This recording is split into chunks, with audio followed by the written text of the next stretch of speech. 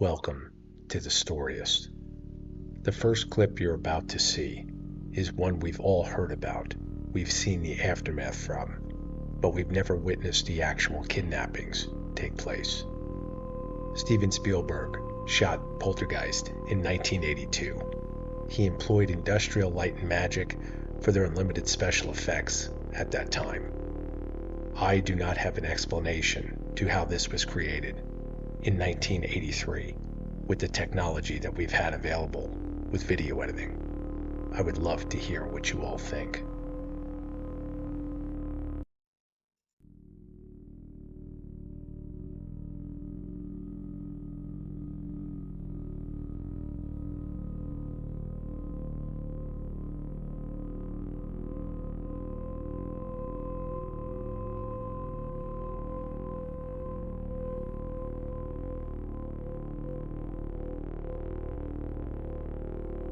Let's review this clip again in slow motion.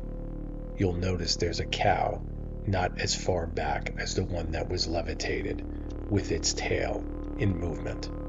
This shows proper depth perception with the camera being used. If this is an effect, it would have to be done through CGI, which of course would only be available as of today. This clip comes to us from Croatia. Europe has some of the most fascinating UFO clips we've seen. I want you to pay very close attention to the detail of this clip. You'll notice that the craft itself is on a slight angle. We've seen this before. Bob Lazar has discussed it. But what you're about to see after this, in my explanation of understanding why these crafts are all typically on this angle, I think will enlighten many of you because we haven't discussed it before.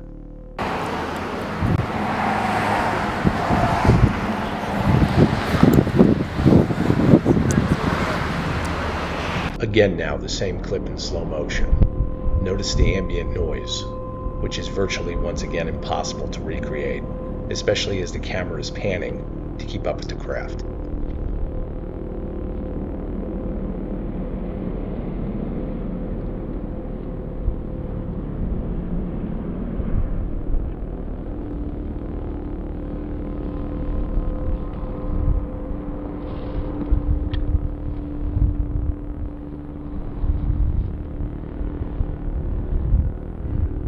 This clip comes to us from Texas, February 9th, 2008. VHS is still prevalent. Slightly after 4 p.m., one of the best clips you'll see as far as detail. But I want you to pay very close attention to this clip as the craft flies overhead.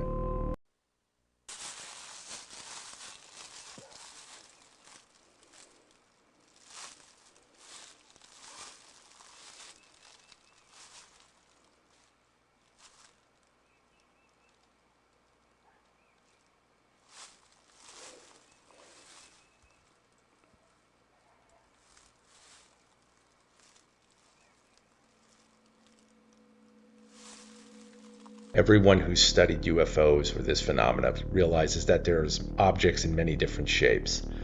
The triangle shape is one of the most prevalent. You notice here that we have a triangle shape as far as the lights underneath the craft, yet the craft's geometry itself represents a circle. I've got another clip that I'm going to put side by side of what represents the same pattern of lights underneath the craft. However, we cannot see the geometry of the craft itself, whether it's a circle, whether it's a triangle, but what we do see is a consistent pattern of lights. I don't feel these are lights. Let's go into more depth with this. What you see here comes from a channel called Abomination. The individual is unknown. He made a 3D representation of Bob Lazar's sport model from S4. This is the internals of the craft. As an engineer myself, pattern recognition is one of the most critical traits of my career. We look for it for troubleshooting and new designs. What you see here is a direct representation of what he's about to explain of the gravity emitters, as well as the nuclear reactor of the craft and how it's propelled.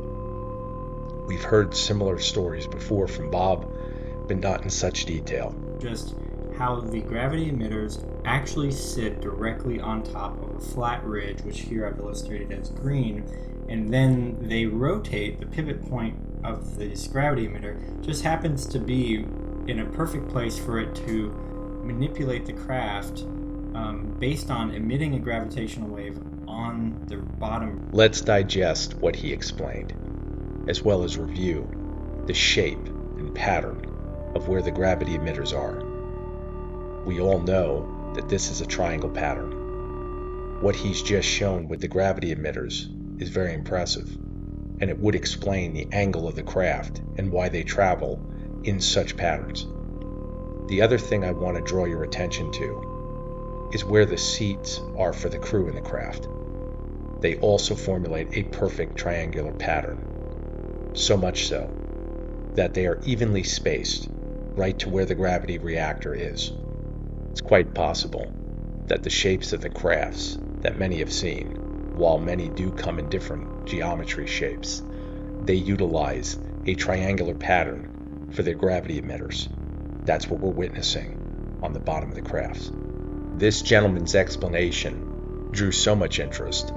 While he only has a little over 800 subscribers, Jeremy Corbell said that he would get in contact with Bob about what he's explaining here in his hypothesis.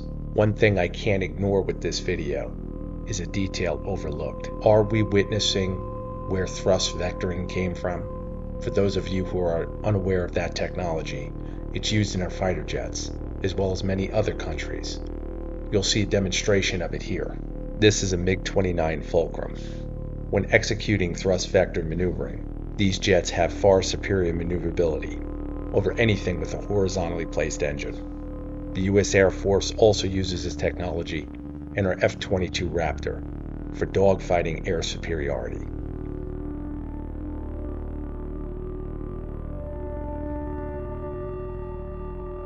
Let's continue analyzing the Texas footage.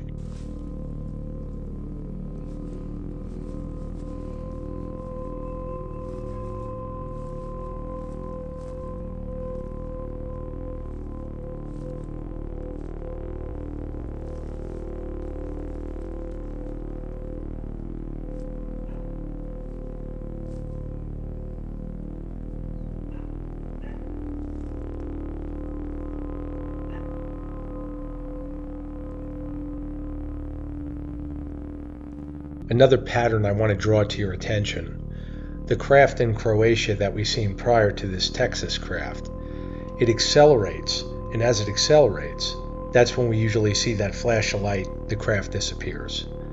You've just seen this craft once again move slowly, begin to accelerate rapidly, and then disappear. Is it a safe hypothesis to make that apparently these craft have to accelerate to a certain speed before they actually can access another dimension? Or maybe it's just coincidence that whoever implemented the special effect used in Croatia also implemented the same special effect in Texas, showing the ship vaporize once it hits the proper speed. This next clip was taken while a family was vacationing on whereabouts unknown. It's from 2017, and as previously discussed in this video, these crafts come in all shapes and sizes.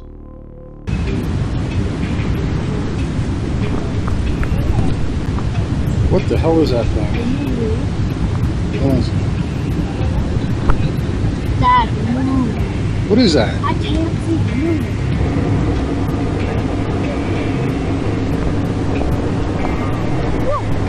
Whoa, did you see that?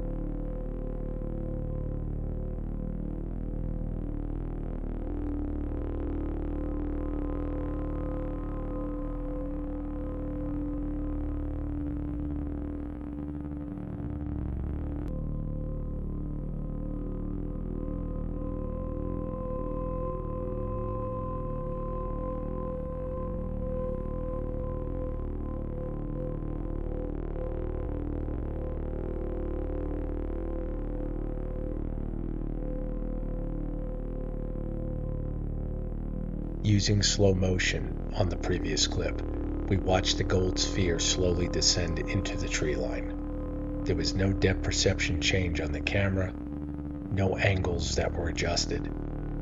Everything you saw was real. This next clip has to be one of the most frightening I've ever seen.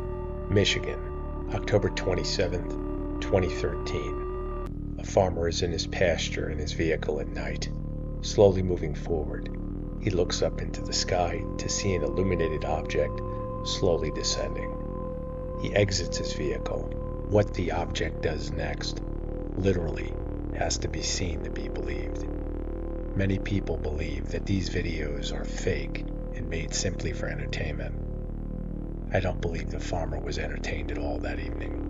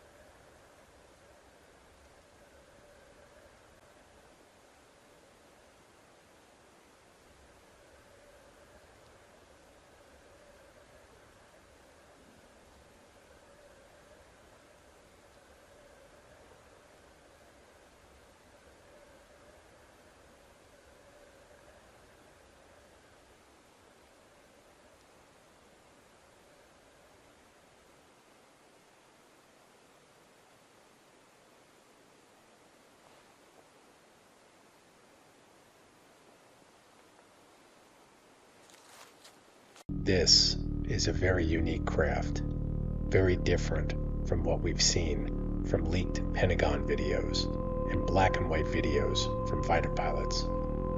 One has to wonder, what would have happened to that farmer had that green beam been present on his body?